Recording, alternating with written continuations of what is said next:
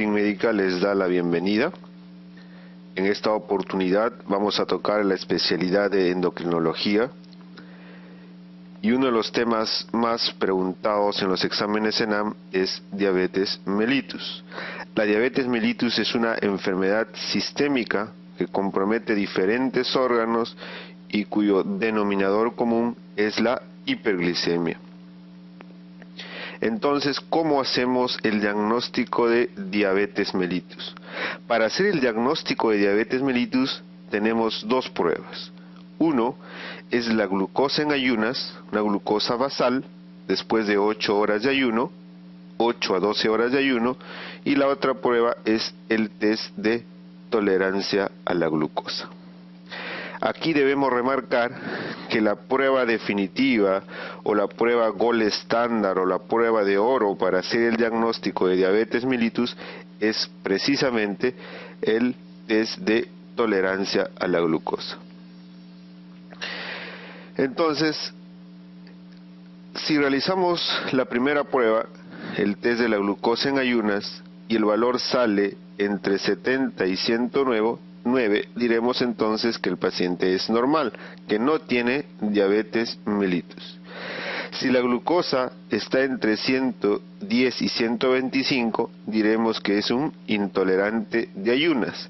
Y si la glucosa está mayor o igual a 126, diremos que el paciente tiene diabetes mellitus. Por otro lado, cuando apliquemos el test de tolerancia a la glucosa, diremos que es normal cuando es menor de 140, es intolerante entre 140 y 199, y si es igual o mayor a 200, el paciente tendrá el diagnóstico de diabetes mellitus. Entonces, fíjense ustedes que acá tenemos dos tipos de intolerancia y acá debemos diferenciar estos dos tipos de intolerancia. Acá, la primera, cuando yo aplico el test de tolerancia, cuando yo aplico la glucosa basal, la glucosa en ayunas, a este tipo de intolerancia se le llama intolerancia de ayuno. Y cuando yo aplico el test de tolerancia a la glucosa es la verdadera intolerancia porque estoy aplicando el gold estándar o la prueba definitiva. Como ustedes sabrán, no hacemos uso rutinario en la clínica del test de tolerancia a la glucosa para hacer el diagnóstico de diabetes. Lo que más utilizamos es la glucosa en ayunas. Debido a que si uno realiza el test de tolerancia a la glucosa, es necesario tomar dos glucosas, uno basal y otro a las 2 horas. El paciente tiene que estar en laboratorio, permanecer en laboratorio por 2 horas. Eso implica un costo. Entonces el costo de un test de tolerancia a la glucosa en relación a la glucosa basal es más o menos 5 veces su valor. Entonces, si bien es cierto que el test de tolerancia a la glucosa no es una prueba invasiva que pueda traer efectos deleterios en el paciente, sí es costosa respecto a la glucosa en ayunas. Esta es la razón por la cual para hacer el diagnóstico de diabetes mellitus se usa la glucosa basal, pero con ciertos criterios clínicos adicionales para que esta prueba se iguale, se equipare en sensibilidad y especificidad al test de tolerancia a la glucosa. Entonces, aquí debemos mencionar cuáles son las indicaciones del test de tolerancia a la glucosa. Una indicación es cuando el paciente tiene una glucosa en ayunas en el rango de intolerancia. Entonces, una intolerancia de ayunas es indicación para hacer el test de tolerancia a la glucosa. Y esto se justifica porque en los estudios, en los ensayos clínicos, se ha demostrado que los pacientes con intolerancia de ayuna, 10 a 15% de los pacientes con intolerancia de ayuna, cuando yo los someta al test de tolerancia a la glucosa, un 10 a 15% de ellos pueden ser ya diabéticos o en todo caso verdaderos intolerantes. La otra indicación del test de tolerancia a la glucosa es cuando existen pacientes con factores de riesgo para diabetes mellitus. ¿Y quiénes son esos pacientes con riesgo para desarrollar diabetes? El primer grupo es aquellos pacientes con antecedentes familiares de diabetes. Entonces, en todo paciente con antecedente familiar de diabetes, lo que yo debería solicitar es un test de tolerancia a la glucosa. El otro grupo son aquellos pacientes con 2 o más factores de riesgo cardiovascular, y con esto me estoy refiriendo a hipertensión arterial, dislipidemia, obesidad, tabaquismo, sedentarismo. Entonces, si el paciente tiene 2 o más factores de riesgo cardiovascular, también está indicado hacer el test de tolerancia a la glucosa. Ya que para hacer el diagnóstico precoz de diabetes o intolerancia, la única manera es hacer el enfoque de riesgo, porque estos pacientes son completamente asintomáticos. Una diabetes de reciente inicio tendrá hiperglicemia, pero pueden ser asintomáticos, más aún el intolerante. Entonces, ¿cómo voy a hacer yo el diagnóstico precoz? Simplemente haciendo enfoque de riesgo. ¿Quiénes tienen más riesgo de desarrollar diabetes? Y aquí tengo esos dos grupos, aquellos pacientes con antecedentes familiares de diabetes, y el otro grupo, aquellos que tienen 2 o más factores de riesgo cardiovascular. Y la tercera indicación del test de tolerancia a la glucosa son aquellos pacientes que tienen duda diagnóstica. El típico ejemplo es aquel paciente que ingresa a emergencia, está por cualquier motivo y está con una infusión de dextrosa al 5%, se toma una glicemia al azar y sale 150 miligramos por decilitro. Un paciente normal que tiene un metabolismo de los carbohidratos normal no tiene por qué tener más de 140 miligramos por decilitro. Entonces, en este paciente que tiene 150, hay sospecha que probablemente tenga algún tipo de disturbio en el metabolismo de los carbohidratos, o puede ser intolerante o puede ser diabético. En este paciente debería indicarse un test de tolerancia a la glucosa, pero cuando el paciente esté en condiciones estables, en condiciones basales, sin ningún proceso infeccioso, sin ningún condicionante de estrés, ya que esta prueba es muy sensible y no olviden que todo proceso de estrés genera incremento a la resistencia a la insulina. Entonces, el test de tolerancia a la glucosa debe hacerse en pacientes estables, generalmente por consultorio externo y no en pacientes hospitalizados, porque todo paciente hospitalizado tiene algún estrés que pueda llevar a una mala interpretación, a un mal diagnóstico con el test de tolerancia a la glucosa. Muy bien, entonces no olviden que el test de tolerancia a la glucosa, en conclusión, está indicado para la intolerancia de ayuno, aquellos pacientes con factores de riesgo cardiovascular 2 o más, y en aquellos casos de duda diagnóstica. Veamos en esta diapositiva, entonces, los criterios para hacer diagnóstico de diabetes mellitus según la Asociación Americana de Diabetes. Dijimos que para que la glucosa en ayunas basal se iguale o se equipare en especificidad y sensibilidad al test de tolerancia a la glucosa, tiene que agregarse o añadirse algunos criterios clínicos. Es así. Entonces, si el paciente es asintomático o subclínico, es decir, presenta síntomas inespecíficos de diabetes como pueden ser fatiga, astenia, cansancio, visión borrosa, prurito, síntomas que pueden deberse a cualquier otra enfermedad, para hacer el diagnóstico de diabetes en este tipo de pacientes asintomáticos o subclínicos, necesitamos medir la glucosa en ayunas 2 veces, en 2 ocasiones diferentes.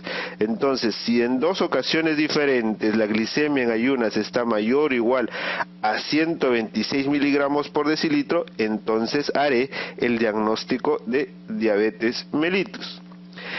Y aquí tengo el otro escenario. En aquel caso que el paciente es sintomático, presenta manifestaciones clínicas más específicas para diabetes mellitus, como son las 4 P's: poliuria, polidipsia, polifagia y pérdida de peso. Entonces, si el paciente tiene estas manifestaciones que son mucho más específicas para diabetes, entonces solo requiero medir la glucosa en una ocasión. Entonces, con una glicemia mayor o igual a 126 en una sola ocasión, hago el diagnóstico de diabetes mellitus.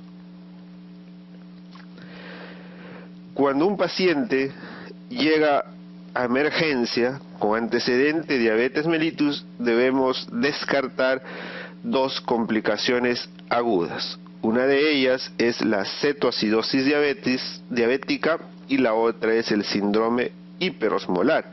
Y aquí podríamos añadir una tercera, que es la hipoglicemia, pero que no es directamente relacionada a la enfermedad, sino es una complicación aguda y iatrogénica en aquellos pacientes diabéticos que están recibiendo hipoglicemiantes orales o insulina como tratamiento.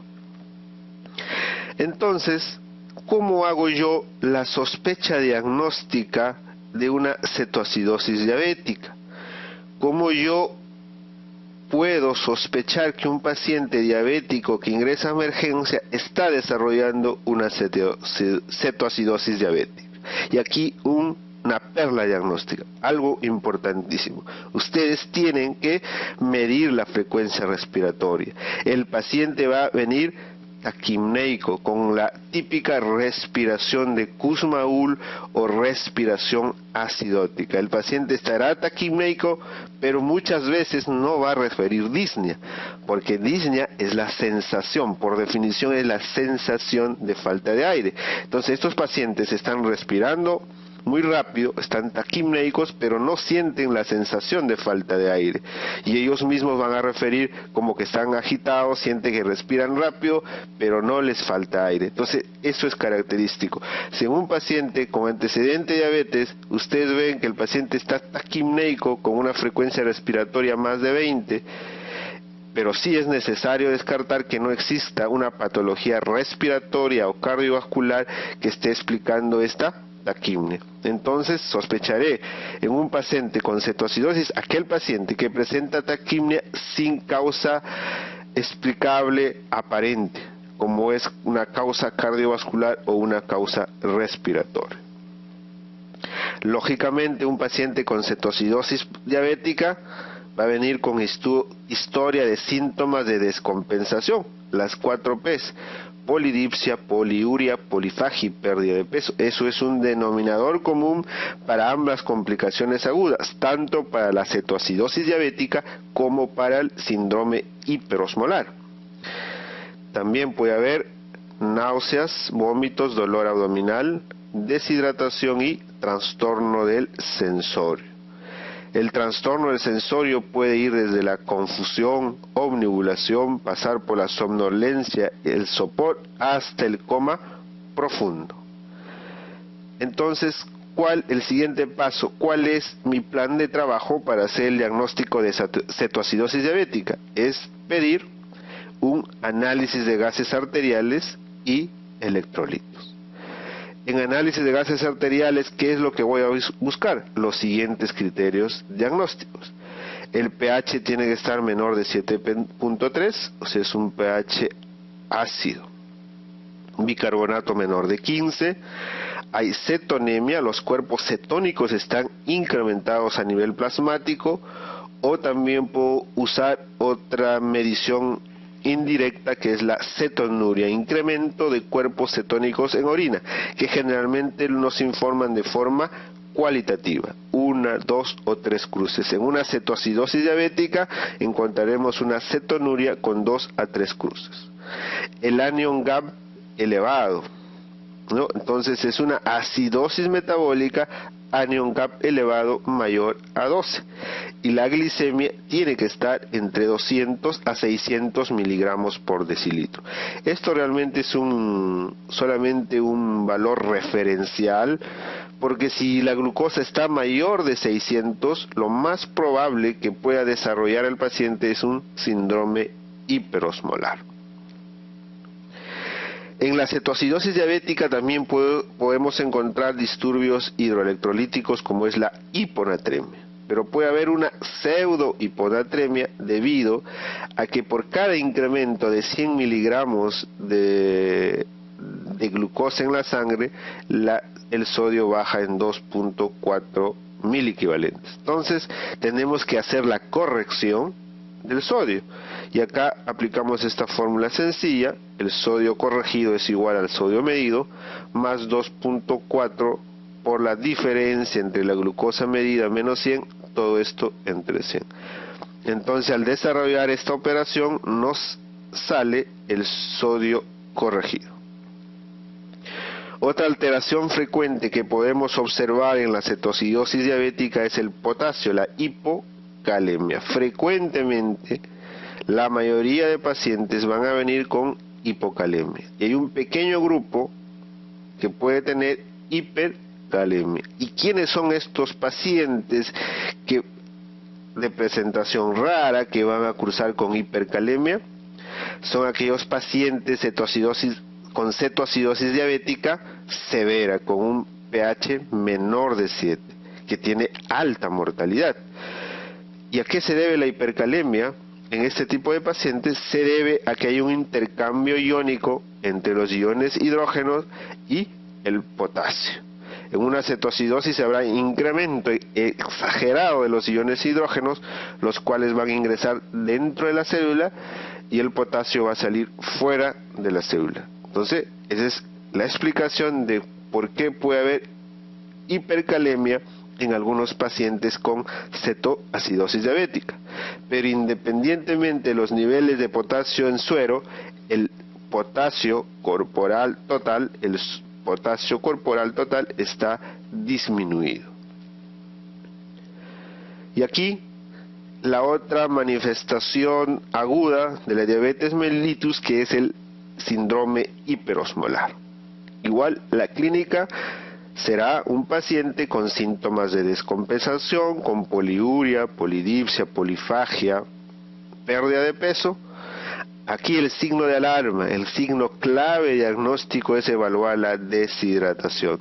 Será un paciente que viene completamente seco, con hipotensión arterial y taquicardia, un shock hipovolémico.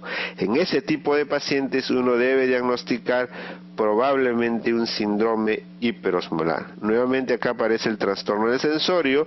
Entonces el trastorno del sensorio no me sirve para diferenciar una cetoacidosis o hiperosmolar.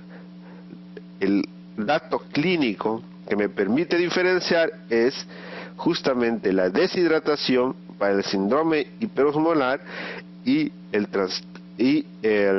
la respiración de Kussmaul para la cetoacidosis diabética. Pero habrá casos, y esto complica el problema, en que el paciente estará con una respiración taquimneica, una respiración de Kussmaul, y además tendrá una deshidratación severa e incluso puede cursar con hipotensión arterial. En este caso tenemos manifestaciones clínicas de ambos síndromes, por lo tanto el diagnóstico final será un trastorno mixto, cetoacidosis más un síndrome hiperosmolar. Entonces, ¿cómo hago el diagnóstico de síndrome hiperosmolar? Es fácil, tengo que calcular la osmolaridad plasmática. Y vean ustedes, aquí está la fórmula para el cálculo de la osmolaridad. 2 veces el sodio, más la glicemia entre 18, más la urea entre 6. Aquí, el factor más importante en la osmolaridad es el sodio. Esta es la sustancia más activa osmóticamente. Del sodio va a depender la totalidad, casi la totalidad de la osmolaridad. Si tenemos un sodio normal, lo más probable que la osmolaridad también sea normal. Entonces, con una osmolaridad mayor de 320, uno hace el diagnóstico de síndrome hiperosmolar, y adicionalmente el paciente frecuentemente tendrá una glucosa mayor a 600 miligramos por decilitro. También vamos a encontrar a los pacientes con hipocalemia o en todo caso potasio normal, pero nuevamente el potasio corporal total está disminuido. Ahora veamos las manifestaciones tardías o manifestaciones crónicas de la diabetes mellitus. Estas manifestaciones se deben a la hiperglicemia crónica a que están sometidos estos pacientes debido al proceso de glicosilación de las diferentes proteínas celulares. Las manifestaciones crónicas de la diabetes mellitus la podemos clasificar en dos tipos: las microangiopatías y las macroangiopatías.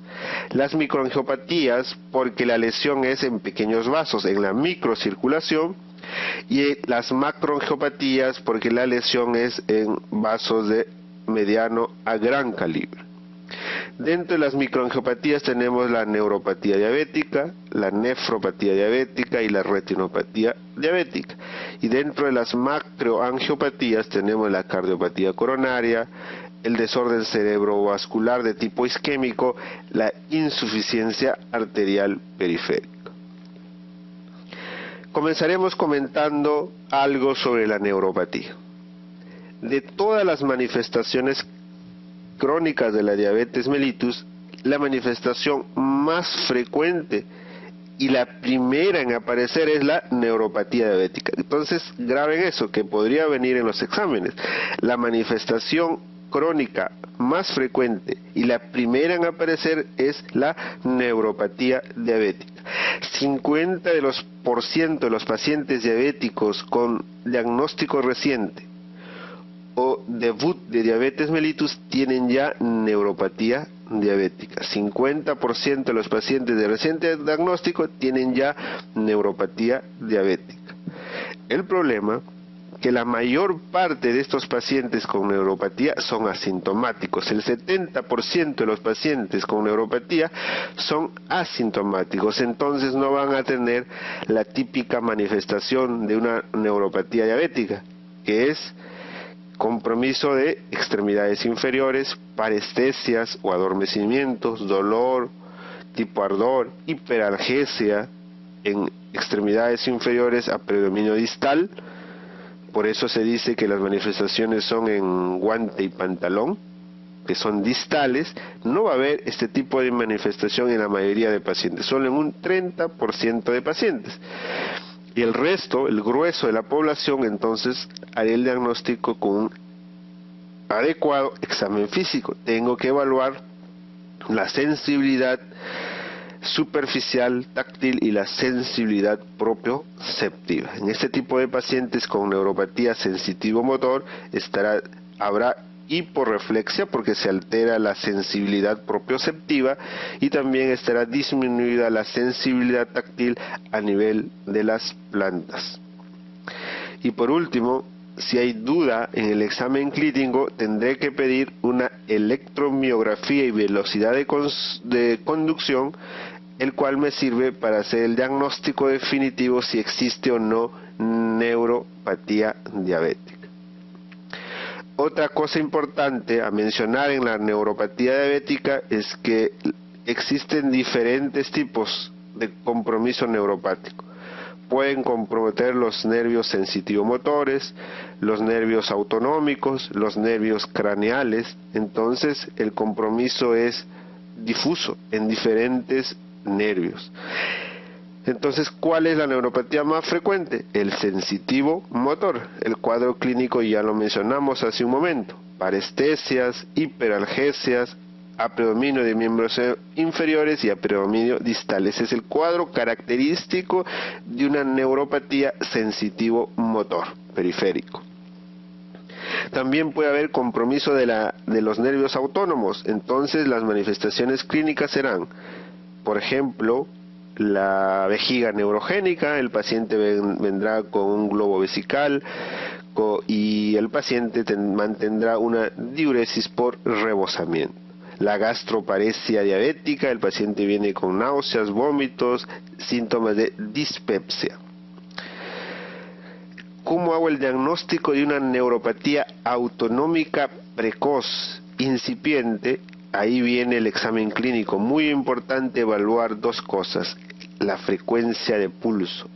Si hay una taquicardia en reposo inexplicable, es decir, tengo que descartar que no sea hipovolemia, que no tenga el paciente fiebre, causas fisiológicas que me estén explicando una taquicardia en reposo, entonces hay que sospechar que esto puede ser dos cosas, o una neuropatía diabética de tipo autonómico o un hipertiroidismo. Entonces no olviden, en todo paciente con taquicardia en reposo deben descartar dos cosas: una neuropatía autonómica del diabético o un hipertiroidismo. Y la otra manifestación precoz de la neuropatía autonómica diabética es la hipotensión ortostática. Es por eso que siempre se recomienda en todo paciente diabético medir la presión en dos posiciones, en decúbito dorsal y sentado, y ver la diferencia. Es la única manera de hacer el diagnóstico de una hipotensión ortostática. ¿Y cómo se define hipotensión ortostática? Disminución de la presión sistólica al pasar de echado a sentado más de 20 milímetros de mercurio, y la diastólica mayor a 10 milímetros de mercurio. Entonces tiene que quedar claro que es un descenso en la presión, la sistólica mayor de 20 y la diastólica mayor de 10. En relación a la neuropatía de los nervios craneales, comprometen básicamente los oculomotores tercero, cuarto y sexto, y aquí debo mencionar y precisar y remarcar que el par craneal más afectado en la diabetes es el tercer par. Entonces, el típico paciente con neuropatía autonómica de tipo craneal vendrá con ptosis palpebral, compromiso del tercer par, ptosis palpebral, que se presenta en forma aguda, ¿no? Esto debo recordarles que este tipo de neuropatía que compromete los pares craneales son agudas, no son crónicas.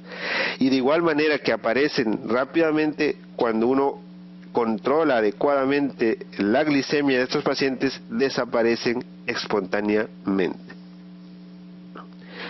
La otra manifestación tardía es la nefropatía diabética. La nefropatía diabética aparece después de 5 a 15 años de hacer el diagnóstico de diabetes mellitus. La retinopatía también, van las dos de la mano. La retinopatía también se presenta después de 10 a 15 años de haber hecho el diagnóstico de diabetes mellitus.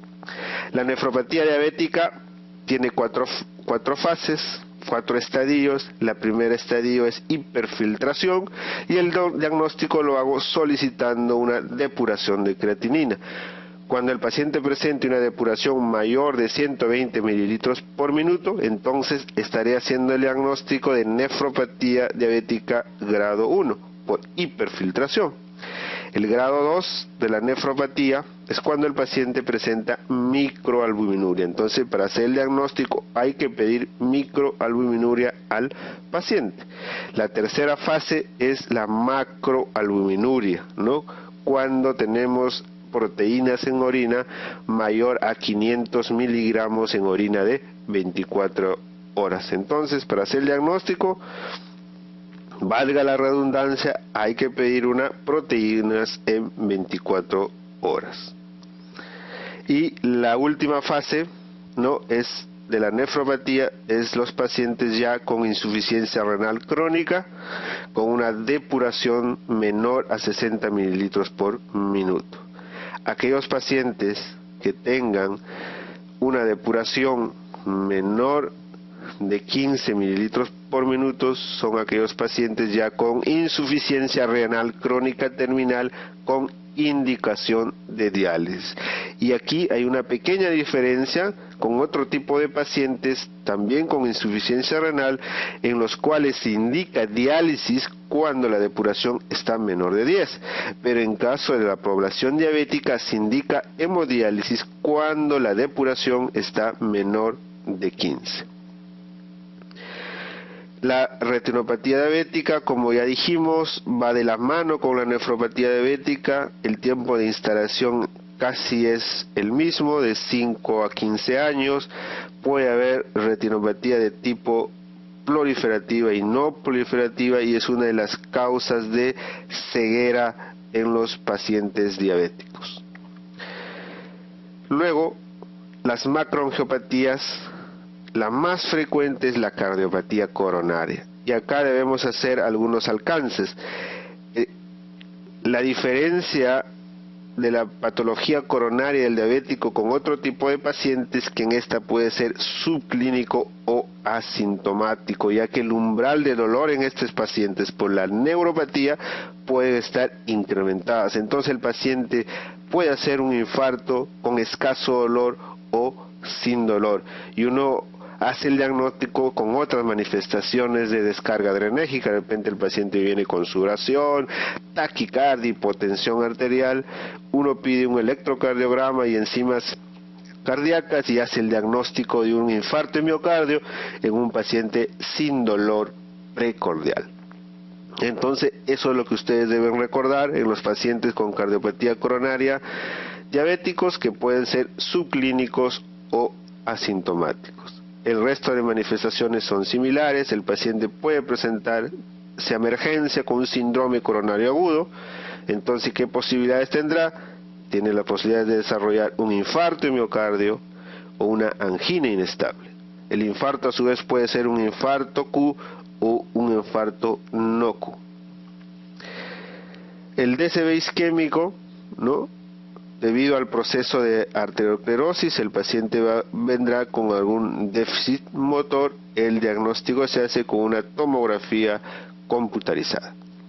Por último, la insuficiencia arterial periférica. La insuficiencia arterial periférica, el dato clínico diagnóstico es la claudicación intermitente. El paciente va a referir que después de caminar una cierta distancia presenta dolor en pantorrillas que hacen detener la marcha. Hasta que pase el dolor, nuevamente empiezan a caminar y así sucesivamente van presentando claudicación intermitente. El diagnóstico definitivo podemos hacer con una ecografía Doppler arterial o en última instancia el gold estándar aplicar una arteriografía. Veamos el tratamiento de la diabetes mellitus. Y acá existen varios grupos farmacológicos. Principalmente existen por sus mecanismos de acción 3 grupos. Lo podemos dividir en 3 grupos de fármacos por sus mecanismos de acción. Un grupo de ellos que actúan a nivel del páncreas e incrementan la secreción de insulina, por ello se llaman secretagogos. El más común y el más conocido son las sulfonilúreas. El otro grupo son los secretagogos no sulfonilúreas, como son las glenides. El tercer grupo son los inhibidores de la dipeptidilpéptidas. Entonces estos 3 grupos de drogas lo que hacen es incrementar la síntesis de insulina por el páncreas. Por otro lado, tenemos el otro gran grupo, cuyo mecanismo de acción es disminuir la resistencia a la insulina. Es decir, que aumentan la captación de la glucosa a nivel tisular, a nivel del tejido adiposo, a nivel del tejido muscular o a nivel del hígado. De esta manera disminuyen la resistencia a insulina. Entonces, ¿de qué fármacos estamos hablando? Estamos hablando de las biguanidas como la metformina y las tiazoledinedionas. Entonces, estos 2 grupos de drogas lo que hacen es disminuir la resistencia a la insulina. Y el tercer grupo, cuyo mecanismo de acción es completamente diferente al resto, son aquellas drogas que inhiben la captación de la absorción de los carbohidratos a nivel intestinal. Son los inhibidores de la alfa-glucosidasa, y acá el ejemplo característico de este grupo es la acarbosa. Entonces lo que hace es disminuir la absorción de carbohidratos a nivel intestinal. Veamos el primer grupo de aquellos que incrementan la síntesis de insulina a nivel pancreático. Tenemos las sulfonilúreas, y que son las más utilizadas. ¿Cuál es la indicación primaria de la sulfonilurea? Son pacientes diabéticos con índice de masa corporal normal, no obesos. Debe administrarse media hora antes de las comidas. Sus efectos adversos principales puede ser la hipoglicemia, ganancia de peso y la hiperinsulinemia. Las hay de primera y segunda generación. Y acá debo comentar la colpropamida, que actualmente ya no se usa, fue una droga del pasado que se usaba bastante, pero uno de sus efectos adversos por la cual dejó de usarse era la hipoglicemia. Y eso se ve acá claramente. ¿Cuál es el tiempo de vida media? 60 horas. Frente a las sulfonilurias de segunda generación, vean ustedes que el tiempo de vida media es entre 12 a 24 horas. En cambio, miren, la colpropamida, 60 horas. Y la otra diferencia de este hipoglicemiante de primera generación es el metabolismo. El metabolismo principal de la colpropamida era renal. En cambio, las de segunda generación todas tienen metabolismo hepático. Esto nos permite usar con cierta seguridad en aquellos pacientes diabéticos con insuficiencia renal. De la segunda generación tenemos la glimeperide, la gliburide, la glipizide, y como verán ustedes, todos se dan una vez al día y alguna de ellas 2 veces al día. El metabolismo es principalmente hepático. Y acá tengo el grupo de las glenides, que también son secretagogos, se administra también antes de las comidas, 15 minutos antes de las comidas. Las manifestaciones adversas son las mismas que las sulfonilurias.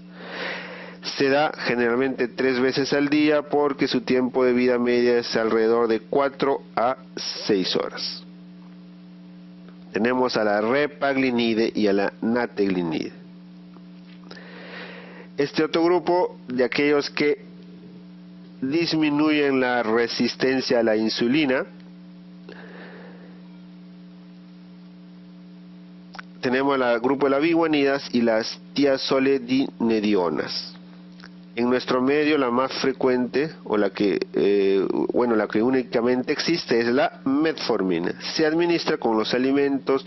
El efecto adverso más frecuente son las alteraciones gastrointestinales, náuseas, vómitos, diarrea, dolor abdominal, pero el más serio es la acidosis láctica. Entonces, mucho cuidado en usar metformina en pacientes con algún tipo de infección que pueden incrementar la posibilidad de desarrollar acidosis metabólica de tipo láctico. La metformina se usa entonces con los alimentos 2 o 3 veces al día. Las tiazolidinedionas, como la pioglitazona o la rosiglitazona, ¿no? También se administran con los alimentos. El efecto adverso más frecuente de estos fármacos es que favorecen la retención de agua, ¿no? Pueden producir entonces o desencadenar o descompensar la insuficiencia cardíaca. Entonces está contraindicado en aquellos pacientes con insuficiencia cardíaca. Estas drogas también se dan una vez al día porque su vida media es de 24 horas a más. La rosiglitazona tiene mayor de 24 horas de tiempo de vida media. Veamos ahora este otro grupo de drogas, ¿no? Inhibidores de la alfa-glicosidasa, cuyo indicación es principalmente, graben acá, es la hiperglicemia postprandial. No es lo mismo que un test de tolerancia a la glucosa, es similar, pero para hacer diagnóstico de hiperglicemia postprandial uno pide al paciente que después de un desayuno o un almuerzo habitual para ese sujeto se haga una glicemia a las 2 horas. Entonces lo que intento yo es evaluar cuánto es la glicemia postprandial para una comida habitual de ese paciente. Entonces yo normalmente, como ya les he mencionado, después de una comida a las 2 horas, yo no debo esperar una glucosa mayor de 140. Si está mayor de 140 significa que hay hiperglicemia postprandial. Entonces ahí la indicación es usar o una acarbosa o un miglitol. La dosis es usar 75 a 300 miligramos 3 veces al día. Su metabolismo básicamente es a nivel renal, entonces tenemos que tener mucho cuidado en usar en pacientes con insuficiencia renal. Entonces no olviden, los inhibidores de la alfa-glicosilasa están indicados para aquellas hiperglicemias postprandiales. Y acá debo mencionar algo importante. Existen pacientes que estoy controlándolos ambulatoriamente, las glucosas van muy bien y tengo por lo menos 3 meses de control adecuado con glicemias basales, y al tercer mes yo pido una hemoglobina glicosilada y esta me sale más de 7.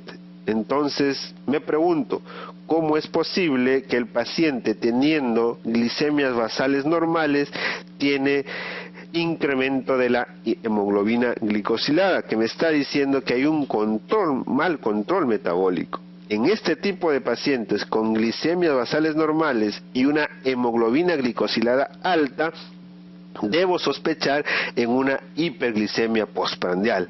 Entonces debe solicitarse la hiperglicemia postprandial o glucosa postprandial, y lo que voy a conseguir pues, probablemente como resultado, que es la glicemia esté mayor de 140. En ese caso debo adicionar al tratamiento estándar del paciente un inhibidor de la alfa-glicosidasa.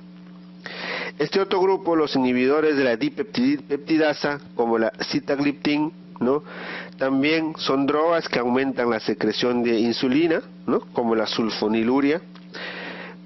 Casi efectos adversos no tienen y se usa una sola vez al día. Muy bien, ahora vamos a ver las preguntas que han venido en el ENAM sobre diabetes.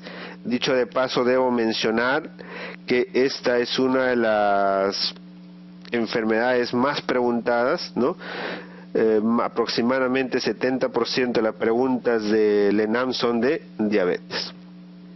Entonces, ¿cuál es el rango normal en miligramos por decilitro del test de tolerancia a la glucosa después de 2 horas de finalizada la prueba?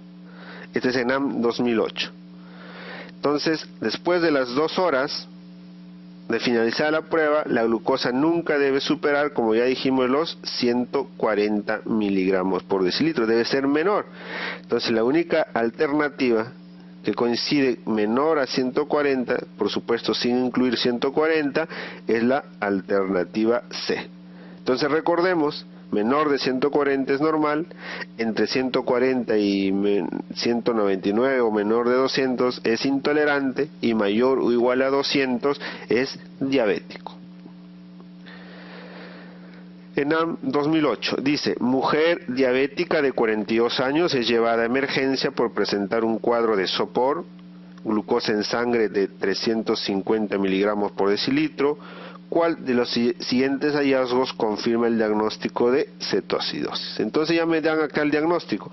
Es una paciente con cetoacidosis que viene por trastorno del sensorio, sopor, edad media de la vida 42 años y una glucosa con 350, ¿no? Esto coincide con los criterios diagnósticos de sospecha de cetoacidosis. La glicemia debe estar entre 200 y 600. Muy bien, entonces analicemos las alternativas. Me están preguntando cuál de los siguientes hallazgos confirma el diagnóstico de cetoacidosis.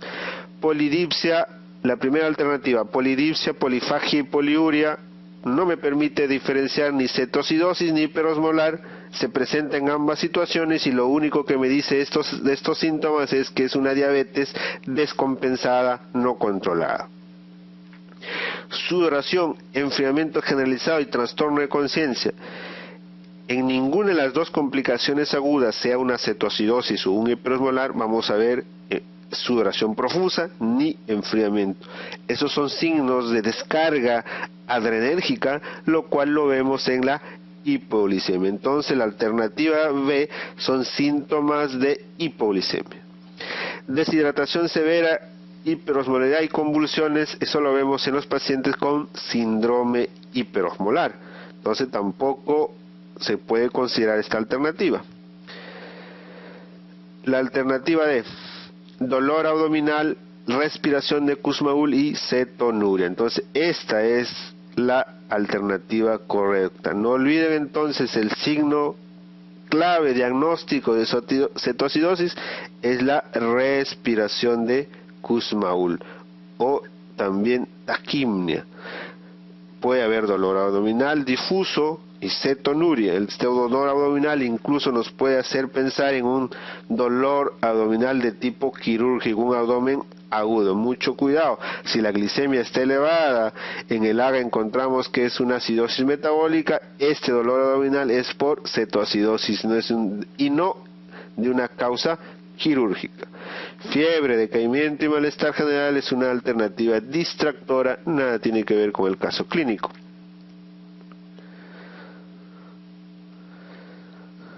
ENAM 2007.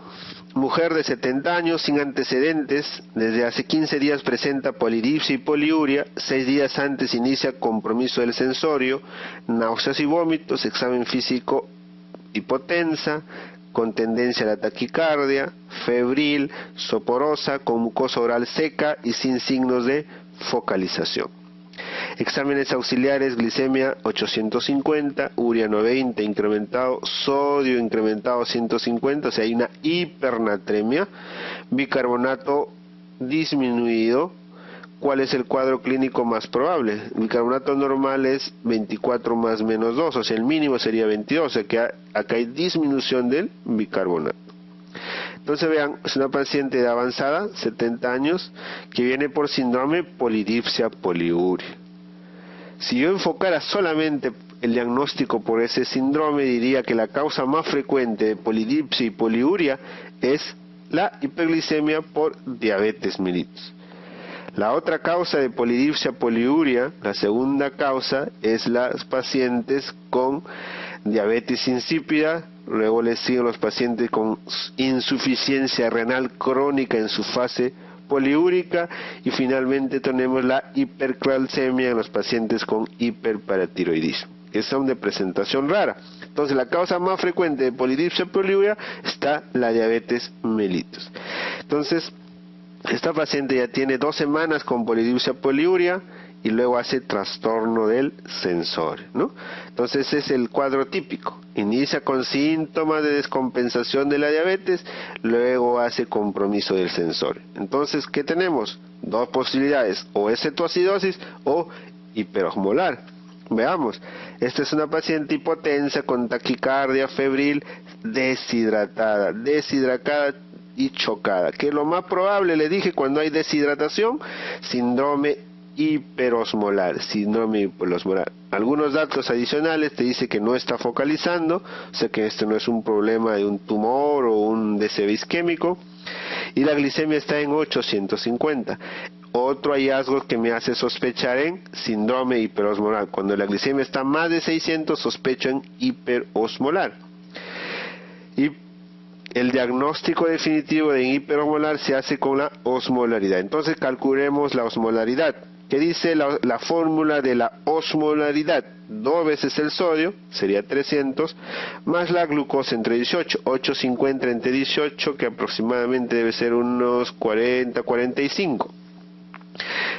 Entonces tenemos 300 más 45, 345 de osmolaridad. Y el criterio diagnóstico de hiperosmolar es mayor a 320. Entonces el diagnóstico definitivo es un síndrome hiperosmolar. Entonces veamos la alternativa acá correcta sería la alternativa síndrome hiperosmolar no cetóxico. ¿Por qué nos ponen no cetóxico?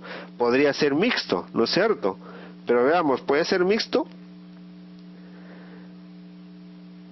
Vean ustedes, bicarbonato, acá me dan el bicarbonato. Que les dije, para hacer el diagnóstico de cetoacidosis diabética, el bicarbonato tendría que estar menor de 15 y un pH menor de 7. Por lo tanto, este es un hiperosmolar puro, no cetóxico. Diabetes insípida también produce polidipsia poliuria, produce hipernatremia, pero no tendría por qué tener una glicemia alta. Por eso se descarta una diabetes insípida. Cetoacidosis diabética tendría que tener un bicarbonato menor que 15. ACV isquémico produce focalización y acá no hay focalización, ¿no? Esto quiere decir que este trastorno del sensorio no de origen focal, sino difuso, secundario a un problema metabólico, en este caso a una hiperglicemia, un síndrome hiperosmolar. Shock séptico también podría uno sospechar por la hipotensión arterial, la taquicardia y la fiebre, ¿no es cierto? Pero existen otros hallazgos como son la glicemia y el sodio normal que me hacen pensar que este es un síndrome hiperosmolar. Además, en la historia clínica no hay ninguna manifestación de algún foco infeccioso que me haga pensar en un shock séptico. ENAM 2006. Paciente adulto traído de la emergencia por los bomberos, quienes lo encontraron inconsciente en la calle. Entonces también viene por trastorno del sensorio. Al examen pálido, sudoroso, sin signos de agresión, presión normal, frecuencia cardíaca normal o con tendencia a la taquicardia, frecuencia respiratoria normal, la saturación de oxígeno normal, pupilas isocóricas normales, fotorreactivas. Su diagnóstico es coma. ¿Un coma por qué causa? Entonces, ¿podrá ser un hiperosmolar, una cetoacidosis? Pero esas manifestaciones, no, ya les dije, no producen sudoración. Si hay sudoración, ¿en qué tengo que pensar? Que está produciendo probablemente una hipoglicemia, una hipoglicemia. Las pupilas son centrales, fotorreactivas, significa que acá no hay ningún proceso expansivo cerebral, no hay un daño focal. Este proceso es funcional de tipo metabólico. Entonces podría ser hipoxémico, ¿no? Porque es un proceso metabólico funcional.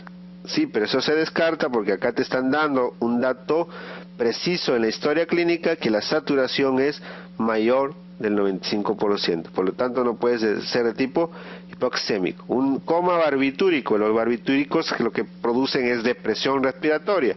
Primero que tendrían que tener apnea, una bradipnea, y la frecuencia respiratoria está normal, y también tendría que haber hipoxemia.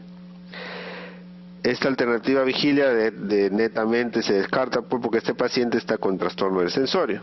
Hiperglicemia.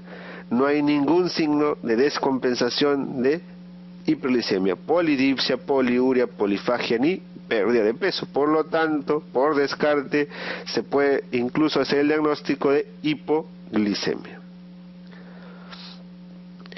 Uno de los siguientes hallazgos no es de presentación necesaria en la cetoacidosis diabética. Esta es una pregunta del ENAM 4. Entonces no es necesaria. O otra forma de preguntar sería, ¿es infrecuente? Acidosis metabólica, sí presenta. Acidosis metabólica, anion gap elevado. Glicemia mayor de 400. La glicemia en la cetoacidosis diabética, recuerden, debe estar entre 200 y 600. Entonces, esta alternativa es correcta. Hiperpotasemia. Les dije que el trastorno más frecuente es la hipopotasemia y se presenta hiperpotasemia solamente en aquellos pacientes con una cetoacidosis severa, pH menor de 7 y que cursa con alta mortalidad.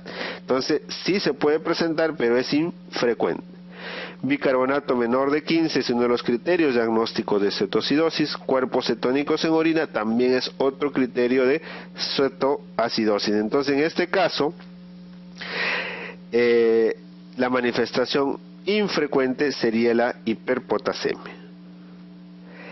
Las necesidades de insulina en un paciente diabético disminuyen con, es una pregunta del 2004, ENAM 2004.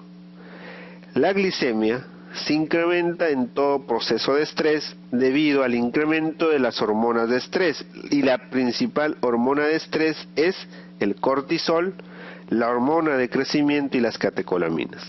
Entonces, en cirugía, en infecciones, en estrés, en estas situaciones están incrementadas las hormonas de estrés, por lo tanto van a producir hiperglicemia. Obesidad. La obesidad produce aumento de la resistencia a la insulina, de tal manera que se necesita más insulina para un control adecuado de un paciente diabético. La única alternativa que produce disminución de las necesidades de la insulina, porque baja la resistencia a la insulina, son los ejercicios. ¿Cuál de las siguientes es la causa más frecuente de hipoglicemia? Alcoholismo, insulinoma, cirrosis, sepsis, uso inhibidores de la MAO. Todas estas alternativas producen hipoglicemia, pero de hecho la causa más frecuente es el alcoholismo. ¿Cuál es el mecanismo de acción de los inhibidores de la alfa-glicosidasa en el tratamiento de diabetes mellitus? Ya dijimos, es inhibición de el mecanismo de acción es inhibir la captación de carbohidratos a nivel intestinal por inhibición justamente de las enzimas, las disacaridasas que se encuentran en la mucosa intestinal. Entonces acá la alternativa correcta sería inhibición de la sucarasa, maltasa y glicosilasa, que son disacaridasas. La indicación, no olviden, es en la hiperglicemia postprandial. ¿Cuál es el componente? Acá quiero aclarar en esta pregunta anterior, mejora la captación muscular de glucosa. ¿Quiénes son? Las bisguanidas y las tiazoledinedionas, aquellas que disminuyen la resistencia a la insulina y aumentan la captación de glucosa periférica. ENAM 2008, ¿cuál es el componente más importante para el diagnóstico del síndrome metabólico? Diabetes, resistencia a la insulina, hipertensión, dislipidemia, estado protrombótico. Acá el denominador común es la resistencia a la insulina. Es la causa primaria. Debido a resistencia a la insulina puede uno desarrollar diabetes. Debido a resistencia a la insulina puede uno desarrollar dislipidemia, hipertensión arterial o estado protrombótico. Entonces la causa primigenia es la resistencia a la insulina. Mujer de 35 años consulta por incremento de peso, su glicemia en ayunas es 112 y postprandial a las 2 horas 150, un índice masa corporal 33, el tratamiento recomendado es. Entonces es una mujer joven con una glicemia de 112, entonces ¿cuál es el diagnóstico? Una intolerancia de ayuna. Una postprandial que puede simular un test de tolerancia a la glucosa 150. También hay una hiperglicemia postprandial, pero no es el test de tolerancia. Ojo, acá no es un test de tolerancia a la glucosa, simplemente es una glicemia postprandial y que me dice que está alterada, que hay una alteración en el metabolismo de carbohidrato. Nada más podría decir. Para yo saber si es intolerante o es diabético, debería realizar el test de tolerancia a la glucosa. Entonces este caso es un típico caso en el cual yo debería indicar un test de tolerancia a la glucosa. Y tengo dos posibilidades: confirmar que verdaderamente es intolerante o que ya es diabético. Y como ya les dije, hay un 10 a 15% de este tipo de pacientes con intolerancia de ayuno que pueden ser diabetes cuando yo los someta al test de tolerancia a la glucosa. Entonces, si este paciente, el diagnóstico es un intolerante de ayunas, el tratamiento simplemente es cambios en los estilos de vida, dieta y disminución de peso, ejercicios. No se indica tratamiento farmacológico en caso de intolerancia a la glucosa. Son síndromes clínicos asociados con hiperglicemia. El Cushing produce hiperglicemia por incremento de los corticoides, que es una hormona de estrés. Las hormonas tiroideas también pueden producir hiperglicemia. Las catecolaminas son hormonas de estrés, también producen hiperglicemia. Entonces Cushing, tirotoxicosis y feocromosinoma producen hiperglicemia. Mujer de 33 años de edad con 24 semanas de gestación y con glicemia en ayunas de 110. ¿Cuál es el primer examen de laboratorio que solicitaría? Entonces, mujer joven embarazada con ayunas de 110. Entonces también está como intolerante de ayuno. No olviden, intolerancia de ayuno. ¿Cuál es el siguiente paso? Pedir un test de tolerancia a la glucosa. Mujer con talla de 1,60, peso de 103, su diagnóstico es obesidad. ¿De qué tipo? Entonces veo las respuestas y me están pidiendo graduar esta obesidad, ¿no?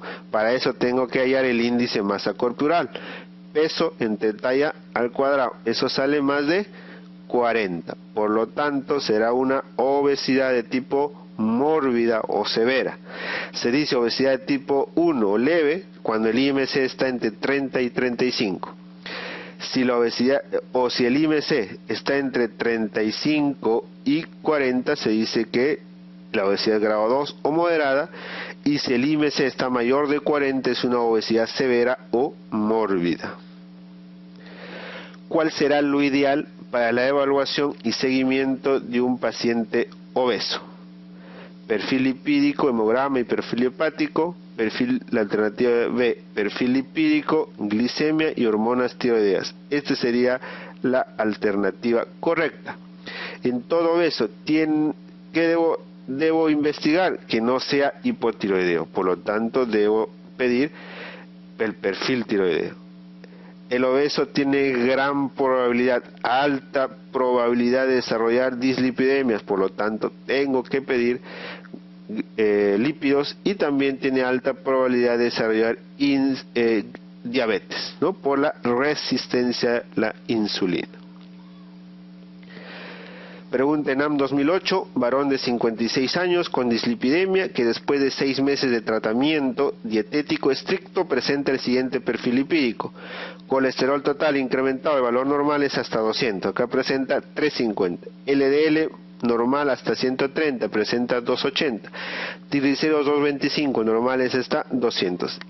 Levemente incrementado. ¿Cuál es el tratamiento más apropiado? Entonces, ¿cuál es primero? Hacer el diagnóstico. Esta es una dislipidemia mixta, porque hay incremento del colesterol y los triglicéridos. Entonces, es una dislipidemia mixta, pero a predominio de colesterol. Y lo otro que debemos observar o evaluar cuando uno hace el diagnóstico de dislipidemia es si ese paciente tiene algún otro factor de riesgo cardiovascular. Y vemos que el caso es simplemente una dislipidemia aislada. No es hipertenso, no es diabético, no es obeso, no fuma, no es sedentario. Por lo menos no hay esos datos y debo asumir que esta es una dislipidemia aislada.